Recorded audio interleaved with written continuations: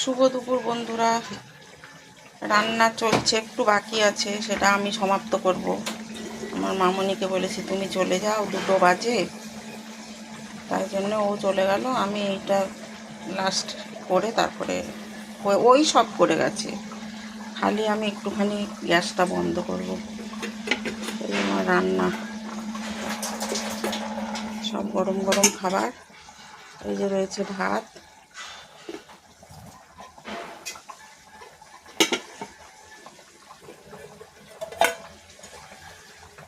যে কুমড়ো সেদ্ধ দেওয়া,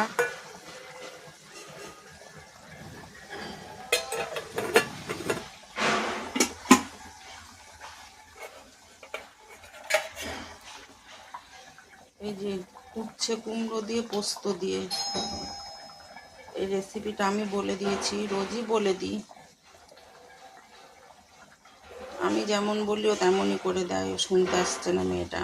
এই যে উচ্ছে আর পোস্ত, আগে উচ্ছেটাকে ভালো করে লাল লাল করে ভেজে নিতে বলেছি, তারপরে কুমড়ো দিয়ে বলছি ঢাকা দেবে না, নামানোর আগে পোস্ত আর একটু সর্ষের তেল দিয়ে নামাবে।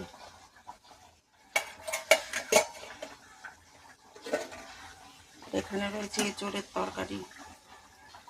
আমি একটা ভিডিওতে বলেছিলাম যে এখন যেগুলো দোকান থেকে এঁচোড় কেটে দেয়, ওই এঁচোড় কাটা আমার পছন্দ নয়। আমরা নিজের মতো করে কেটে নিই, আমাদের এঁচোড় ছাড়ানোটা অন্যরকম।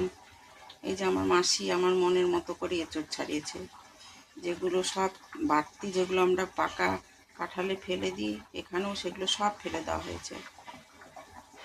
একদম ফ্রেশ করে কাটা, একদম নিরামিষ, ঘি গরম মশলা দিয়ে, আদা জিরে লঙ্কা ধনে গুঁড়ো, ঘি গরম মশলা, একটু কাশ্মীরি লঙ্কার গুঁড়ো, নুন হলুদ তো থাকবেই।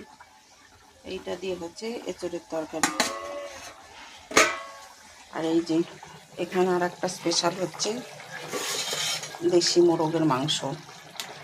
সেদিন দেখিয়েছিলাম সোমবারের দিন, অনেকটা মাংস। আমি একটা বড় মোরগ নিয়েছিলাম, সেটা অনেক বড়, মনে হচ্ছে যতদূর সম্ভব 2 কিলোর থেকেও 2 কিলো মোরগ। তোমার হচ্ছে অতটা মাংস তো রান্না করা হয়নি। ছেলে বলেছে মা তুমি একবারে অত রান্না করতে দিও না, আমার ভালো লাগে না গরম করে করে খেতে।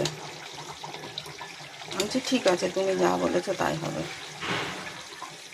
এই জন্য অর্ধেকটা মাংস রেখে দিয়েছিলাম আর অর্ধেকটা রান্না করতে দিয়েছিলাম। আজকে রেসিপি আমি আন্দাজে বলবো, আমি জানি না। আমার মামনি বলেছে বৌদি আমি আজকে একটু অন্য রকম করে করব, যদিও আমি দেখিনি, আমি রেস্ট নিচ্ছিলাম।